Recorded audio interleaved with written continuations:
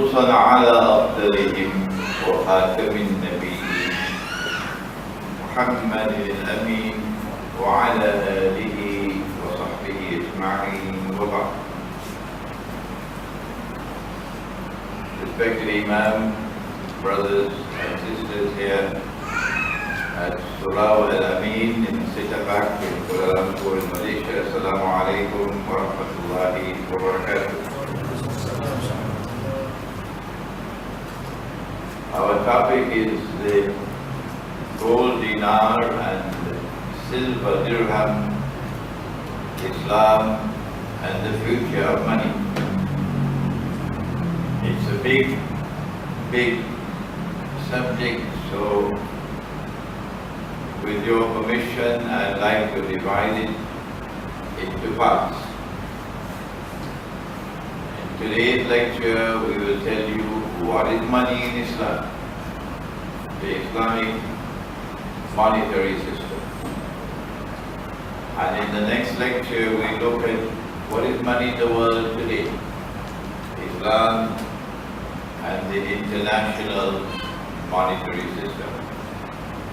And in the third lecture in September, I hope we can fix the date, we look to implications of the situation in which we are and how do we respond, and what is money likely to become after the big war which is now expected. So let us begin with Allah's blessed name. You would recall that after Nabi Muhammad sallallahu ta'ala alayhi wa sallam delivered the farewell sermon, Khutbatul Wida, the first and last Hajj he ever performed, he asked the people, have I delivered the message? And they confirmed, yes, we bear witness, you have delivered the message. And after that, sometime later, revelation came down, in which Allah subhanahu wa ta'ala declared, فَعَلَوْتُ بِاللَّهِ مِنَ الشَّيْطَانِ الرَّجِيمِ الْيَوْمَ أَكْمَلْتُ لَكُمْ دِينَكُمْ. This day have I made your religion, your deen, kamil, perfected. وَأَتْمَمْتُ عَلَيْكُمْ نِعْمَتِي.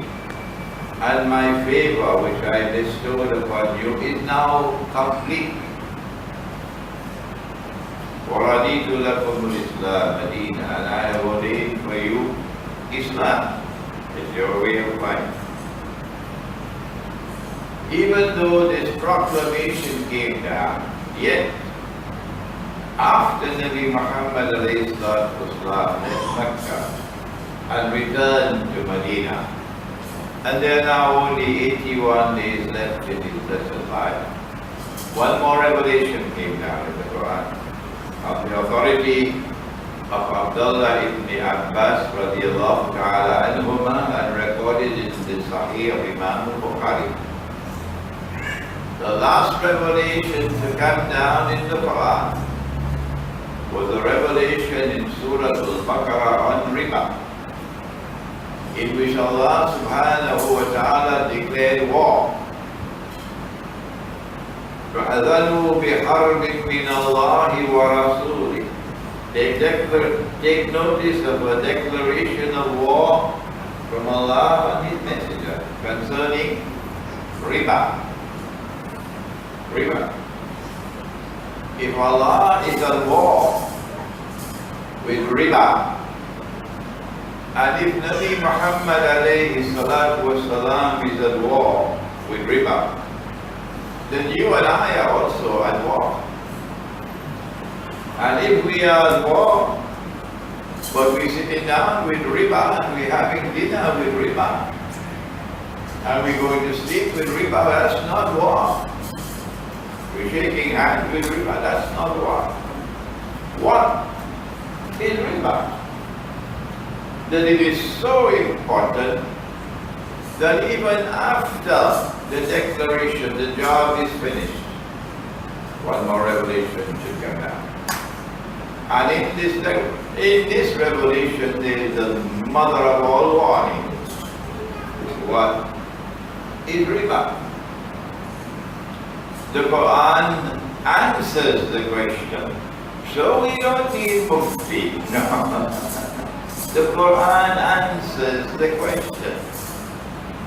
وَإِن تُبْتُمْ, if you turn away from riba, says Allah, فَلَكُمْ رُؤُوسُ أَمْوَالِكُمْ, you are entitled to the return of the principal sum, meaning you lent the money on what is today called interest. And when you turn away from riba, Allah says, you are entitled to the return of the principal sum that you lent, not the riba, which is the additional amount. I lend you 100 gold coins, dinar, and the agreement is that after 1 year, you will return to me 200. So you have my 100 to use for 1 year. And it is lent to you at 100% interest. So Allah is saying, if you turn away from this haram, because Allah has made haram, you turn away from it, you are still entitled to the return of the 100 dinar that you lent. That must be returned to you. So if Pakistan borrowed money from the IMF and then Pakistan decided they don't want to be in riba, Pakistan, remember, you got to pay back the principal sum that you borrowed. You can't walk away from it. Good. That's not difficult to understand. Riba is lending money on interest. Why has Allah made it haram for money to be lent on interest? Because He says, وَأَلَيْسَ لِلْإِنسَانِ إِلَّا مَا سَعَى. If you want that your money should increase, you want to get some more, He said, you got to plant in order to reap. You have to plant in order to reap. You cannot reap without planting. Planting means doing business. When you do business, you take a chance. Every businessman knows that. You take a risk, R-I-S-K, meaning you can make a profit or you can suffer a loss. ذلك بأنهم قالوا إنما البيع مثل الربا. The money lender says, oh, we're just doing business by lending money on interest. No, says Allah. When you lend money on interest, it's not business. Why? Because in business you could make a profit or you can suffer a loss. So Allah can take from some and give to others. Allah can distribute and redistribute, one day for me, one day for you, so that wealth should not remain permanently with the wealthy. So Allah can distribute and redistribute when you embrace risk. But the money lender does not want to suffer loss. So it's a risk-free transaction. No, says Allah. This is not permissible. You have to plant in order to reap. If you do not plant, you cannot reap. When you lend money on interest, you're not planting. No. Well then, if you are not planting, how can you reap? You're lending money on interest. If you are not planting, how can you reap? How can you get more?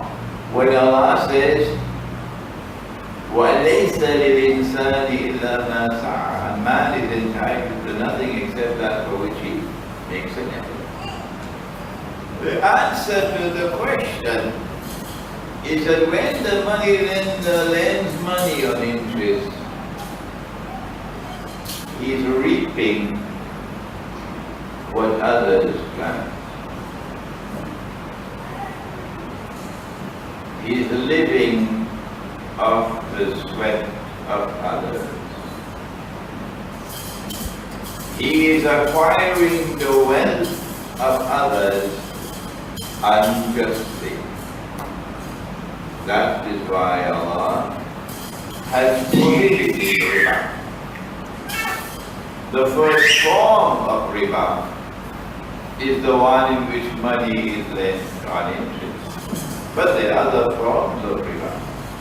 Allah says about the Jews who changed the Torah, and if a Jew listens to this lecture on the internet, don't be angry. Rather, sit back and study what Islam has to say on the topic. They changed the Torah to make halal what Allah made haram. Allah prohibited riba. But the Torah says now that it is haram for an Israelite to lend money on interest to another Israelite, but it's halal. You can lend money on interest to others, to the rest of mankind. That's okay. No, it's not. No, it's not. Allah says, وَأَخْذِهِمُ الرِّبَى وَقَدْ عَنْهُ. They were taking riba.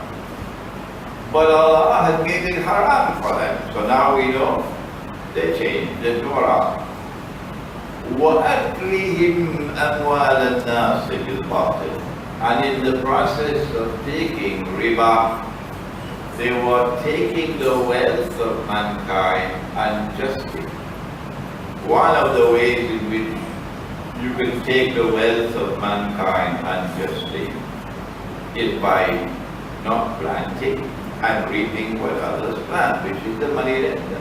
But there's another way as well.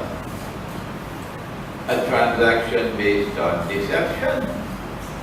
You rip him off. Yeah.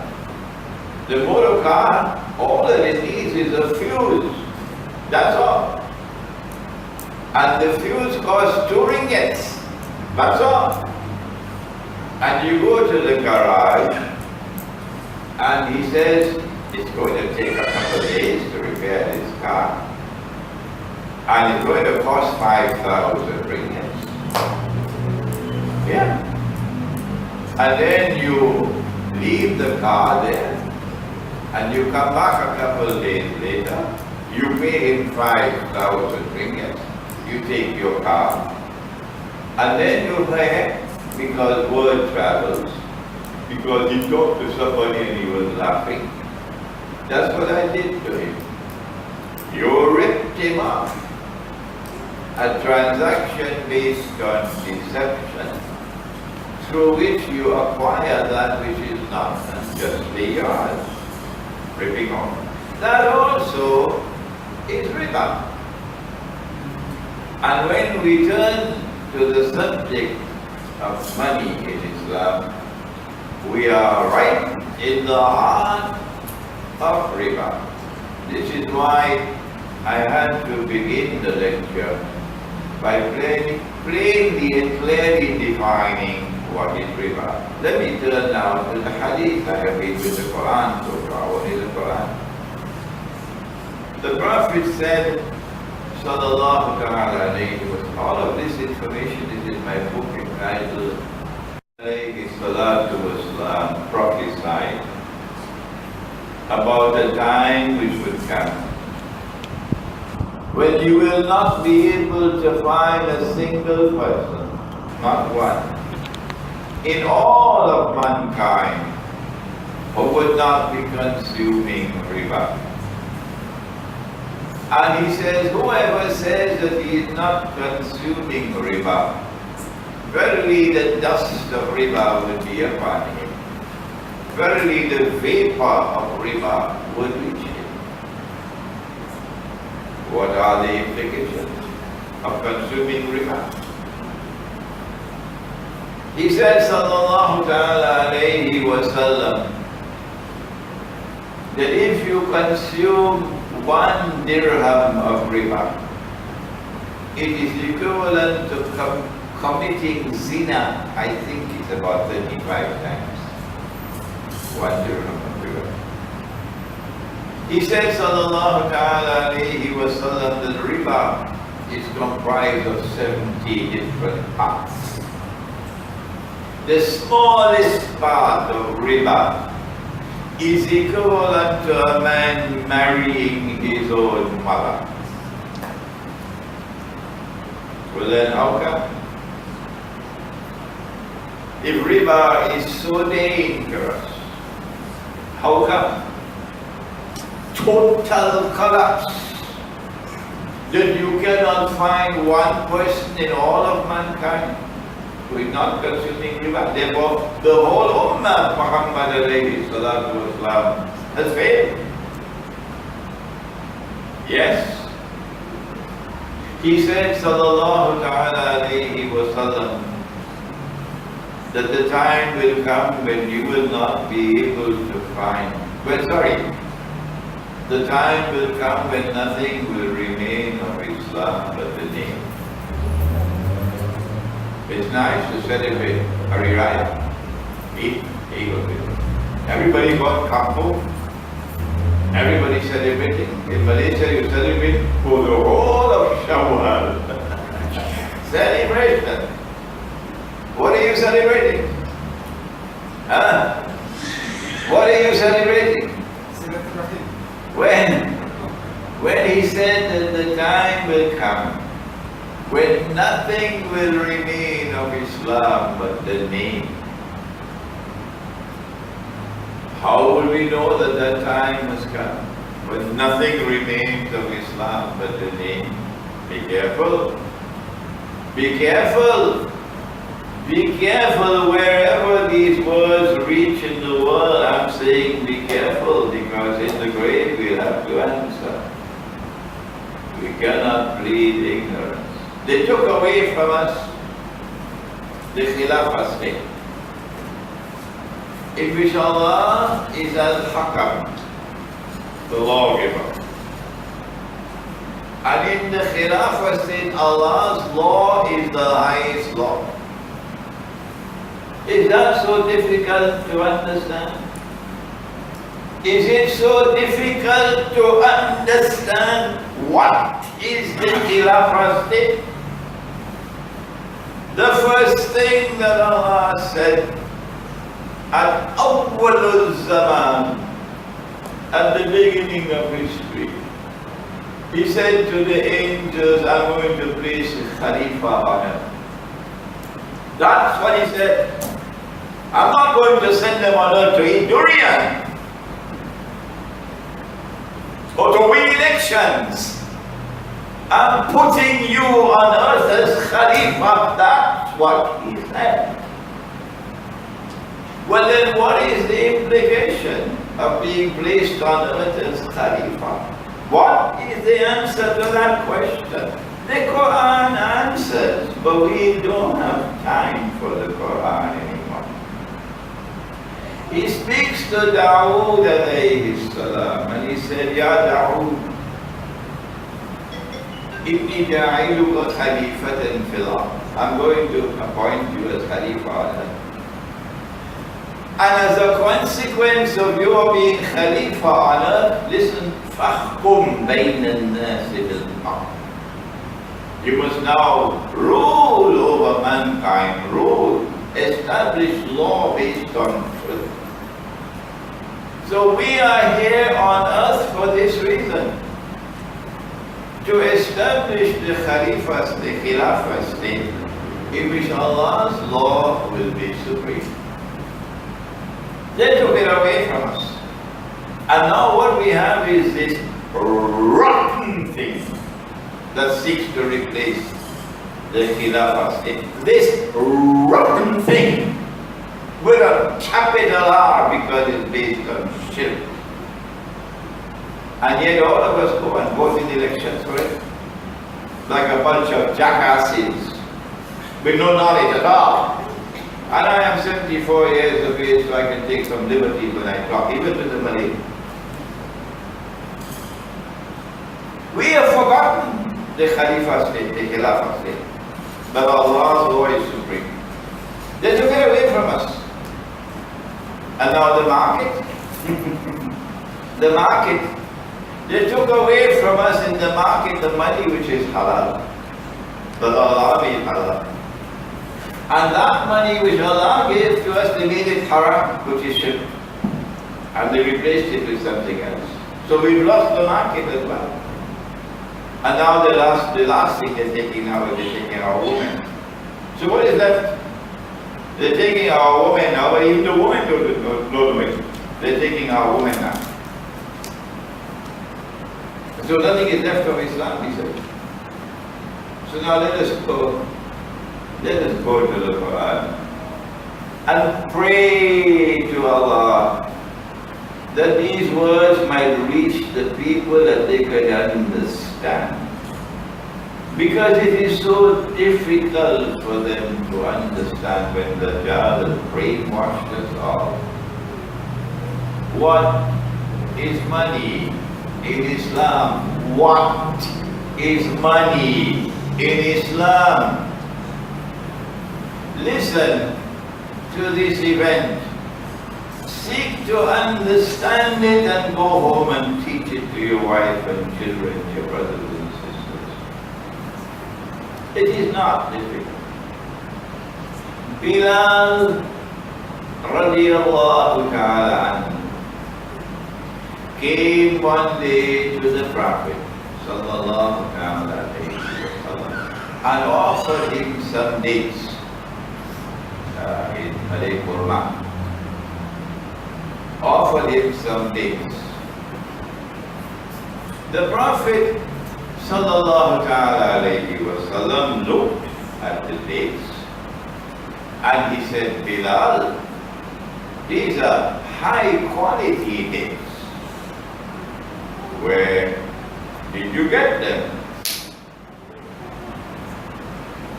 Bilal said, O Messenger of Allah, I had 2 kilograms, if you'd allow me to use kilograms instead of the measurement that they had at that time. I had 2 kilograms of inferior quality dates. And I exchanged them for the 1 kilogram of the superior quality dates. The 2 kilograms were worth 5 ringgits per kilo. So in all it was worth 10 ringgits. The 1 kilogram of superior quality dates was worth 10 ringgits. So the value was the same. O Messenger of Allah, this is what I did. The Prophet sallallahu ta'ala alayhi wa sallam responded and said, Bilal, this is the essence of riba.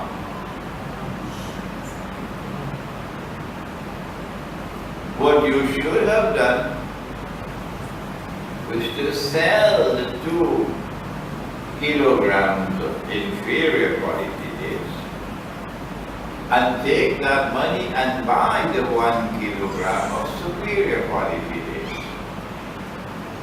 That is halal. But to have a direct exchange of dates for dates, 2 kilograms for one is haram. It's riba. Why? 100 years ago, even a schoolboy could answer that question. Today, because of the profound ignorance, that all we have in our heads today is peanuts. Nobody can answer that question. I went to lecture at the Darul Uloom in Johannesburg, South Africa. 700 students present from all over the world. And the head of the Darul Uloom was my former student. So I was very pleased to be in the Darul Uloom run by my former student.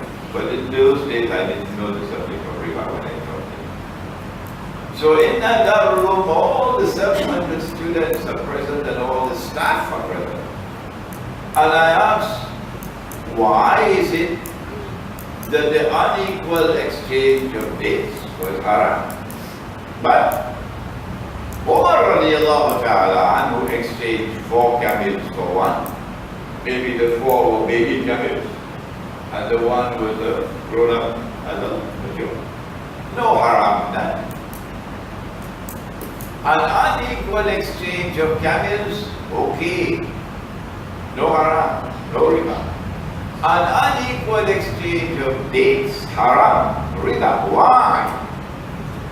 Nobody could answer the question in that rule. I don't know if anybody could answer the question in Malaysia, or if these words reach to Algeria. In order to answer that question, we have to go to the subject. What is money in Islam?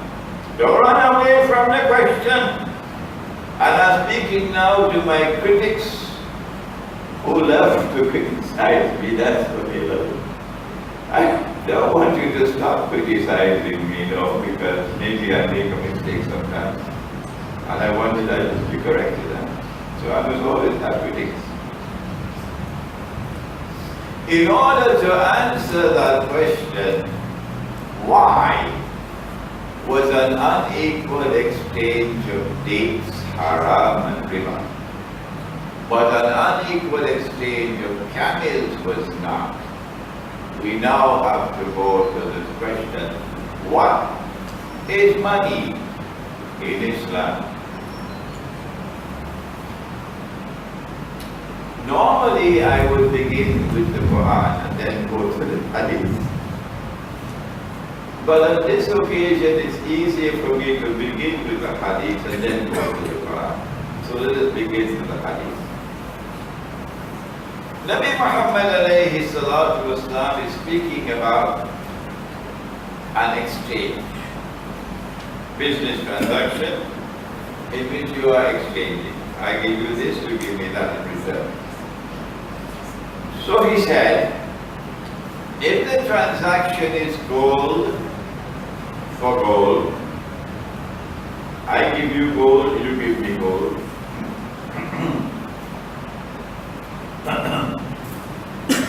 Or silver for silver, or wheat for wheat, or barley for barley, or dates for dates, or salt for salt. Then the Prophet ﷺ has something important to say. If the transaction is gold for silver, no problem. If the transaction is gold for wheat, no problem. No problem. He's not concerned with that. He's only concerned when the transaction is gold for gold, or silver for silver, or wheat for wheat, or barley for barley. After that, they get reach to US for US. And euro for euro, and ringgit for ringgit. No, keep that up. Gold for gold. Oh, so do we have any backwards here? No backwards. Gold for gold, silver for silver, so two precious metals, and the other four, wheat for wheat, barley for barley, dates for dates, salt for salt. The other four are commodities of food consumption.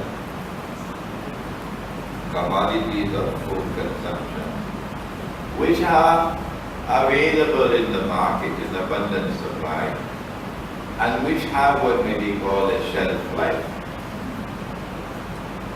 He said, when the transaction involves these six,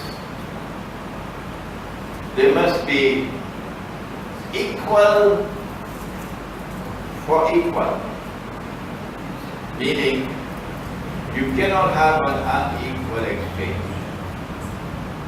I can't give you 100 gold coins on the condition that you return to me 200. No, sir. If I give you 100, you must return to me 100. Okay? It must be equal for equal. And he went on to say, it must be hand to hand. Meaning, it cannot be a credit transaction. It must be a cash transaction. It cannot be a credit transaction. Other than that, he said it would be riba. Now then, and you will excuse me for speaking slowly, and you will excuse me for having to repeat again and again. Why? Because I've been teaching this subject for 25 years now, and I have failed miserably in teaching and convincing the scholars of Islam. Not one prominent scholar of Islam agrees with me. So my frustration, you know. So that's why I have to speak slowly, and repeat, so that the cobwebs might be removed and Allah might put light and you will understand. What is there common to all six? Gold, silver, wheat, barley, dates, and salt. This is an important question, because the transaction with Bilal radiallahu ta'ala anhu was dates for dates. The answer is all six were used as money. What is money? Money is a medium of exchange for buying and selling, a medium of exchange. Money is also a measure of value. How much is this worth and how much is that worth? Money is also a store of value. A store of value.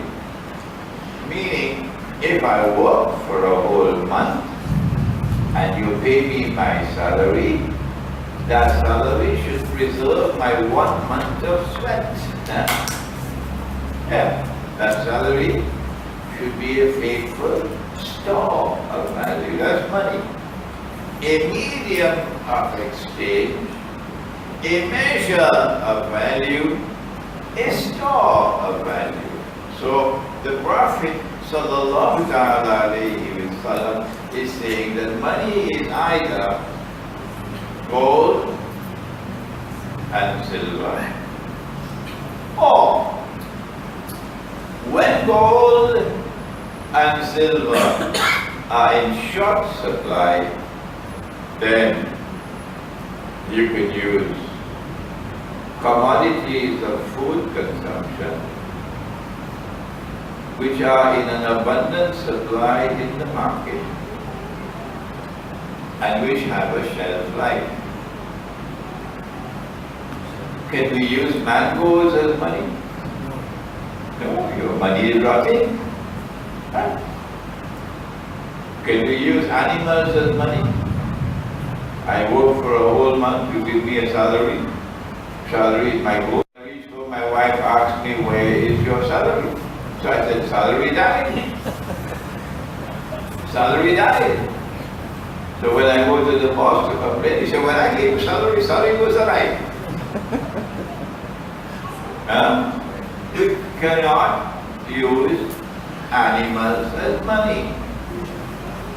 Since we cannot use animals as money, an unequal exchange of animals, no problem. No problem. The reason why the transaction of Bilal radiallahu ta'ala anhu was haram and riba was because in the market in Medina, if there was a shortage of gold and silver money, they would use dates as money. They would use dates as money. And that's why it was haram. And so money in Islam, from this hadith, is either precious metals, gold and silver, or commodities of food consumption, which are in abundant supply in the market and have a share. Something else. George Soros, of course, is not going to be happy. No. The Federal Reserve Bank is not going to be able to sleep. No. Let me not talk about banking. Money in Islam always has intrinsic value. The value of the money is inside the money.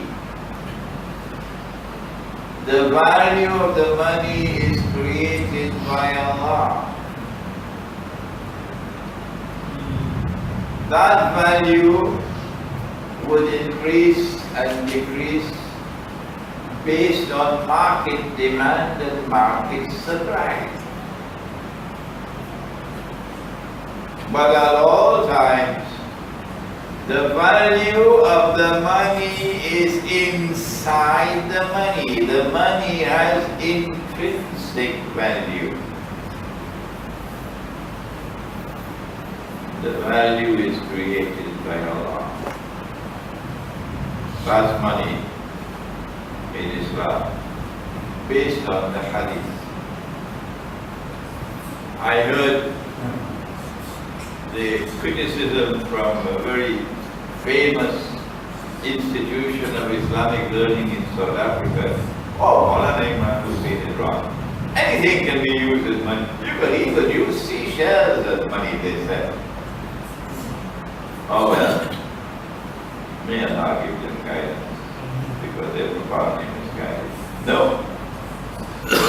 You cannot use as money anything else other than that which has intrinsic value. The value of the money is inside the money. I wonder whether you all have ever seen, have you ever seen a paper money? Yes. A piece of paper with a picture on it and a number on it, and you will have peanuts in your head to tell me that the value of this money is inside the money. I search, I can't find it. Go ask the governor of your bank when he's in the grave to answer before Allah. All the people who run your banking system, when they are in the grave and they have to answer to Allah, is the value of this money inside the money? Even a schoolboy can understand. Why can't the Mufti understand? Even a schoolboy can understand. Why can't the ulama understand? Now let us go to the Qur'an. I said my normal methodology is to go to the Qur'an first and then go to the Hadith. I made an exception this time. I went to the Hadith first, and now we go to the Qur'an. Does Allah speak about money in the Qur'an? Yes, He does. He says in Surah Imran, وَمِنْ أَهْلِ الْكِتَابِ مَنِ ائْتَمَنْهُ بِقِنْطَارٍ يُؤَدِّهِ إِلَيْهِ. And amongst the Ahlul Kitab, the Israeli people, there are those who, if you give him 1,200 dinars, huge amount of money, can you kindly keep this for me? I have to go up to Terengganu and spend a few months in Azamar. When you return from Terengganu and you ask him for the Qintar, which is the treasure, 1,200 dinar, he returns it to you. Yeah, no problem. وَمِنْ أَهْلِ الْكِتَابِ مَنِ ائْتَمَنْهُ بِقِنْطَارٍ يُؤَدِّهِ إِلَيْهِ وَمِنْهُمْ مَنِ ائْتَمَنْهُ بِدِينَارٍ لَا يُؤَدِّهِ إِلَيْهِ. But same Ahlul Kitab, the Israeli people, and someone else comes to him and says, look, here is 1 dinar, can you keep it for me? Dinar? Hey, wait a minute. What's a dinar? Is it made of paper? Is it made of chewing gum? Huh? Ah, yes. Now we reach to the stage where we can recognize that nothing of Islam now remains but the name. A dinar is a gold coin. Even a schoolboy knows that. So if Allah speaks about a dinar in the Qur'an as a gold coin in the Qur'an, there's money in the Qur'an. There's money in the Qur'an. The money in the Qur'an is a dinar, a gold coin. But this second fellow comes to him, the Israelite, and says, can you kindly keep this 1 dinar for me? I've got to go up to Kelantan, and I'm going to spend about a month or 2 when I come back. I come back and I ask him for my 1 dinar. لا يؤدي إليه. I can't get it back. Oh, he gave you a Qintar, 1,200 dinars. When he wanted it back, you gave him, but me? I give you only 1 dinar, and when I want it back, you're not giving it back to me. What's wrong? Why this double standard? ذَلِكَ إِلَّا مَا دُمْتَ عَلَيْهِ قَائِمًا. The only way I can get back my dinar is if I stand there and hammer him and pound him and demand that I get it back. ذلك بأنهم قالوا ليس علينا في الأميين السبيل. The reason why they have this double standard is because that man was a Jew, a fellow Israelite. So you don't rip him off. But this one was not Israelite, Ummiyun, Gentile. And they say, well, we don't have any moral obligations to the Gentiles. We don't have any moral obligations to those who are not Jews. وَيَقُولُونَ عَلَى اللَّهِ الْكَذِبَ وَهُمْ يَعْلَمُونَ. But they tell a lie against Allah, and they do it knowingly. Yeah. And so in the Qur'an, Allah has spoken about the dinar. And it is a gold coin. And it is money. Then in Surah 2, this is Surah 2 Ali Imran. In Surah 2, Yusuf, they put Yusuf alayhi salam in the bucket. And they send the bucket down the well. So that when the travelers pass by and they want water, they'll pull him up.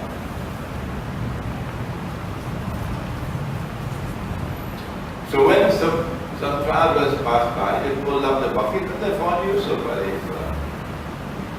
And guess what they did? They said, now we better go chance him. They took him to Egypt and they sold him as a slave. وَشَرَوْهُ بِثَمَنٍ بَخْسٍ دَرَاهِمَ مَعْدُودَةٍ, for a few measly dirham. With 1 dirham, you can buy a ayam chicken in Kampung. 1 dirham. So they sold it for a few chickens. For a few, the value of a few chickens, they sold him.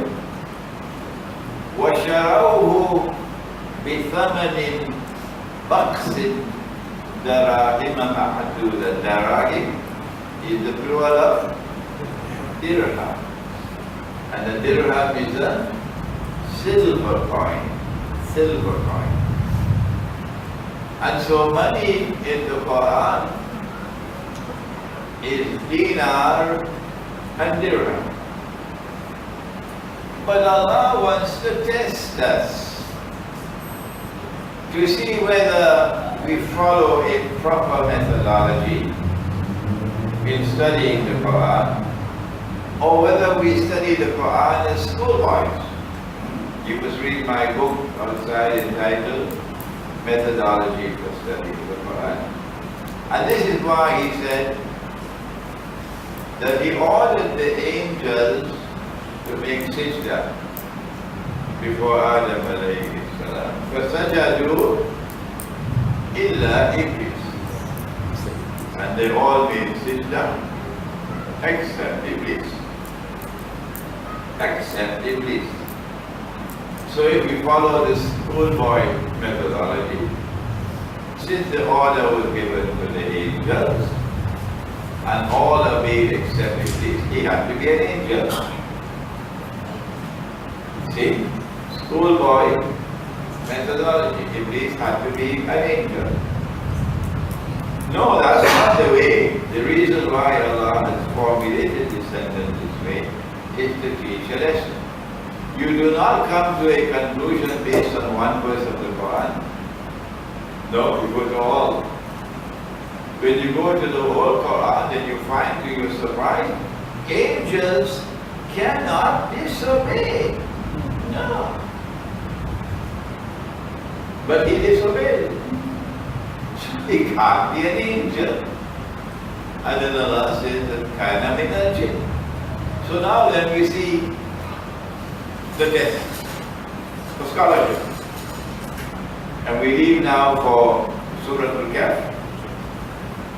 And the young men went into the cave, and Allah put them to sleep, and they slept for a long time. 300 years, a long time. And then Allah woke them up.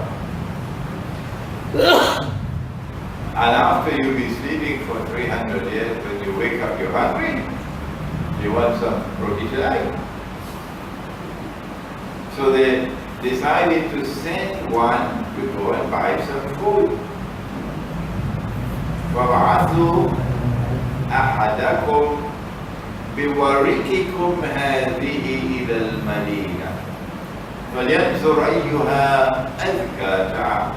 Go ahead and buy some food. But when you go to the market to buy the food, make sure it is the purest food, because in Akhir Zaman, food will all be corrupted. Food will all be corrupted. And take this warik. Take this warik to buy the food. So warik has to be a name for money. But because warik in the Qur'an is also close to warak, which is a leaf. In Jannah, Adam alayhi salam and his wife Hawa, they took the leaves of Jannah to cover themselves. Remember? Remember? And that is warik, or warak. And warak is also paper. So, mashallah, here we are, get fatwa. There we are. These are people who have faith in Allah. These young men in the game. And they're using paper money. Look, Maulana, Sheikh. They're using paper money. Correct. So, halal, we can have paper money. See? This is called what methodology. You don't come to a conclusion based on one verse of the Qur'an, but you go to the totality of the Qur'an to find out what is money in the Qur'an. Money in the Qur'an is also a subject in which Allah has delivered a warning. 3 times He gives the warning. And there was one market which He destroyed the people because of the market. Shu'aib alayhi. He said, وَلَا تَبْخَسُوا النَّاسَ أَشْيَاءَهُمْ. Do not cheat people. Do not cheat them. You have the scale and you weigh. When it is for you to get, you weigh it heavier. When it's for you to give, you weigh it less. This is cheating people. And Allah has prohibited it 3 times. He said, وَلَا تَبْخَسُوا النَّاسَ أَشْيَاءَهُمْ.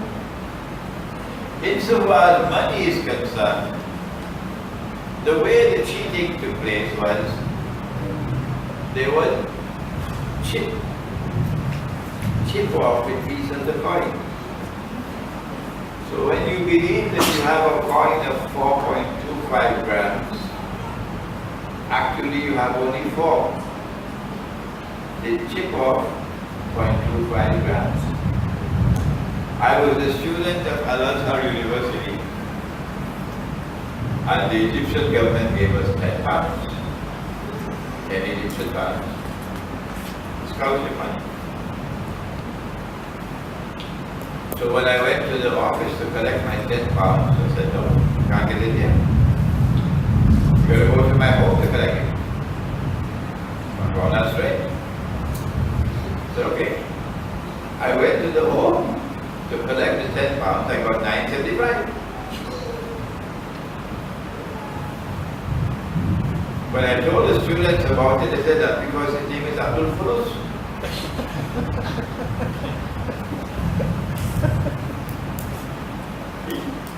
He chipped off.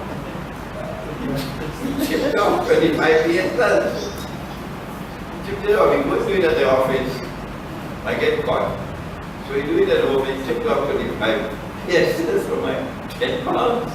A student of ours, are you not rich? You have a little bit of money and we can chip off that little bit. It's difficult for you.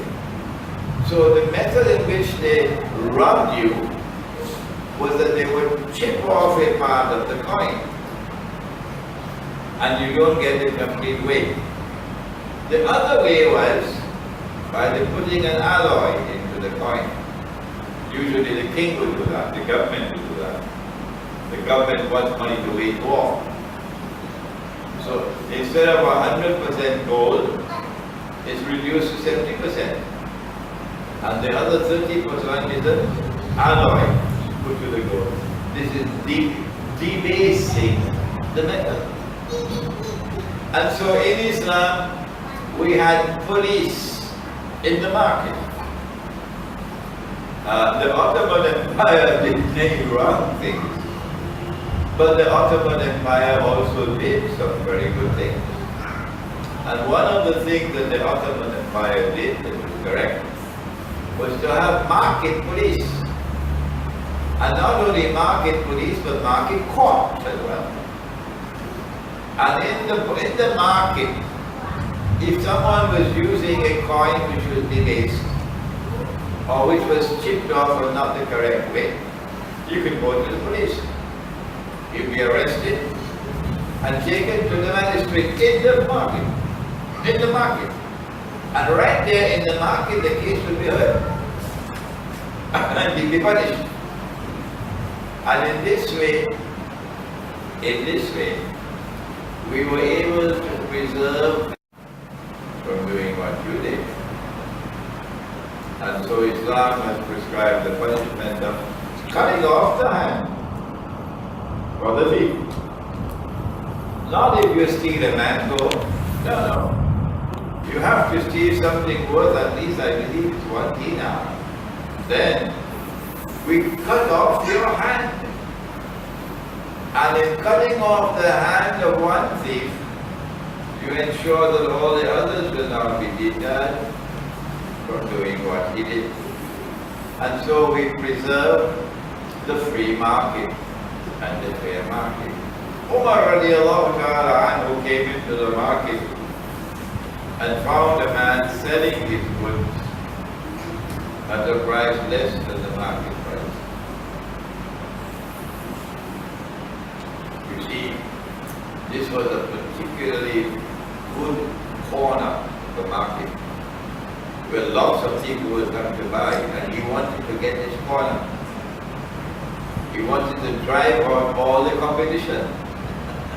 See? So he decided to cut their throats. So instead of selling at the market price, he sold it lower than the market price. The others can't compete with it. So they'll shut down the business and go. And when they all shut down, then he take over the whole thing and then he raise his price. What did Umar radiallahu ta'ala do? He ordered the man, he said, raise your price or get out of our market. Raise your price or get out of our market. So we must always respect the market price in Islam. It has to be the price which is the market price at which you do business. You cannot sell at lower than the market price. No. Well then, can you sell it higher than the market price? The house is on sale for 400,000 ringgits. Did you hear me? Are you listening? Is Bank Islam listening? Someone please wake up Bank Islam for me and the muftis as well. The house is on sale in the market for 400,000 ringgit. That's the market price. How can you sell the house for 1 million? Do we have peanuts in our head, Bank Islam? You buy the house for the 400 because I don't have the 400. I go to Islamic Bank. Islamic Bank buys the house for 400 cash. And then Islamic Bank sell the house to me for 1 million. And because there's agreement between buyer and seller on the 1 million, they call this the markup. Halal, Muraba, no, la. And if you don't believe me, you'll understand in the grave very well. You know why dogs don't go in the grave? The dog does not go in the grave because the dog can hear the punishment in the grave. That's why dogs don't go in the grave. So you better listen to me before you go in the grave. How can you sell the house for 1 million when the market price is 400,000?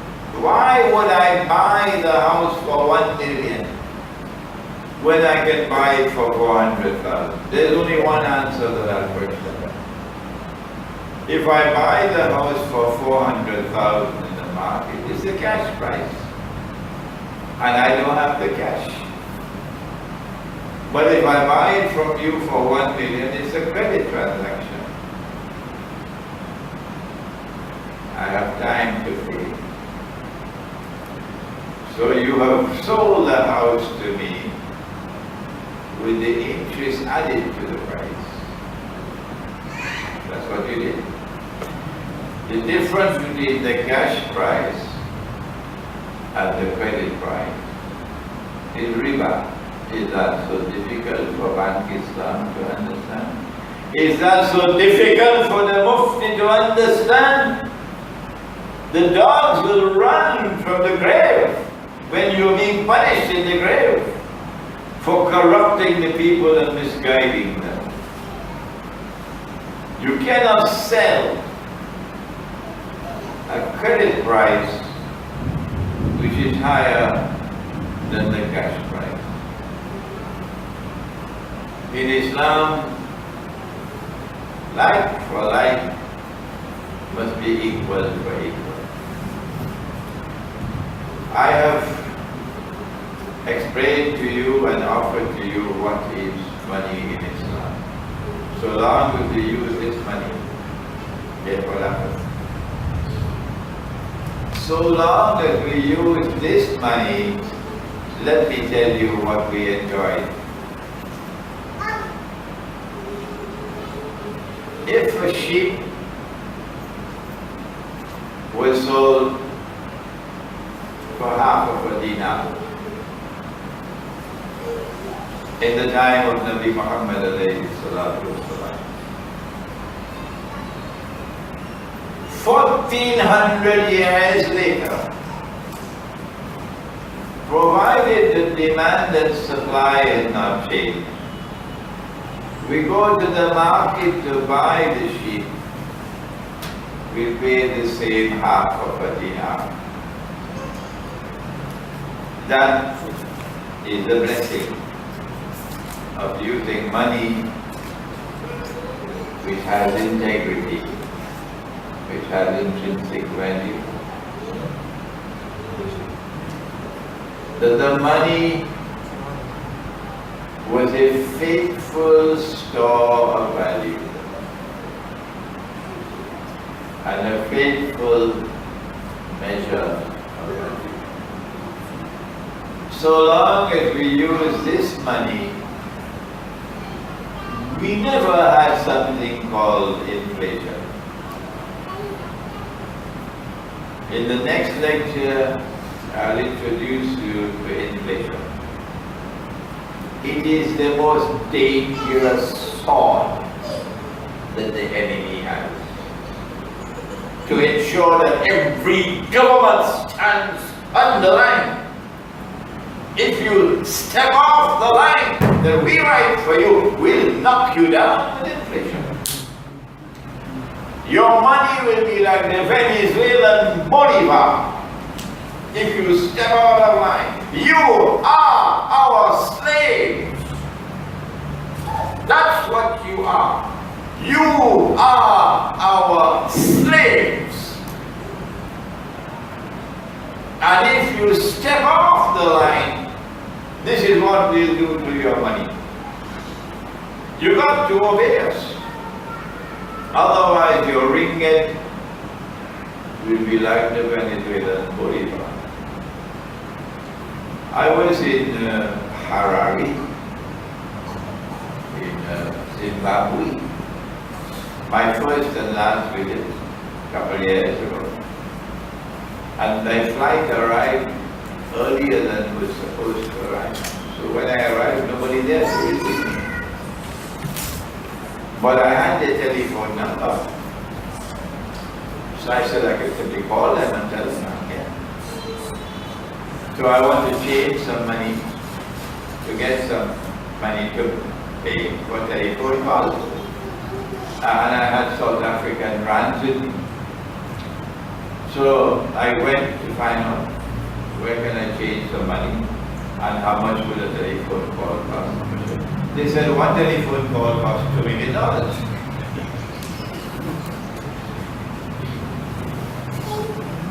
One telephone call cost 2 million Zimbabwe dollars. I was in Caracas, And I wanted to buy a coffee. Venezuelan coffee is very tasty, very nice, Venezuelan coffee. I had no Venezuelan money. And I only had $100 US notes with me. So I'm going to have to change $100 to get Venezuelan bolivar to buy a cup of coffee. So the man from the airline, I don't want to mention the name of the airline, who is with me. He said, no, don't go change the money in the bank. You're not going to get the correct rate, the market rate. I'll change it for you. I said, okay. So he left me. He came back about 15 minutes later with a pile of money this high. This high, look. A pile of money this high in a brown envelope. I looked at it. That is the amount of money, Venezuela, for $100. Now the situation will be this high. Okay? So long as we use our money, we never suffered from inflation. In the next lecture, we will see how the enemy took away the money that Allah gave to us and replaced it with money which is bogus, which is fraudulent, and which is haram, but more than that, much more than that. They use this money to ensure that we all obey them. We all obey them. We must all stand by the line and no one must step off the line. And if we disobey, then we'll be cut down with inflation. It is the biggest and most dangerous weapon of all that the enemy has in order to enslave us. So we pray that Allah subhanahu wa ta'ala may give me the life to come back again on Wednesday the 24th, when we'll have the second session, which will be Islam and the current monetary system, the international monetary system. And then the last lecture, which will be on a date in September, to be fixed, not yet fixed, in which we look at the future of money and our responses to that money. ربنا تقبل منا إنك أنت السميع العليم وتب علينا يا مولانا إنك أنت التواب الرحيم برحمتك يا أرحم الراحمين آمين. I want to turn off the microphone now because I know what's going to happen. You're all going to be asking questions based on part 2 and part 3. I don't want to confuse the listening audience out there. We can turn off now.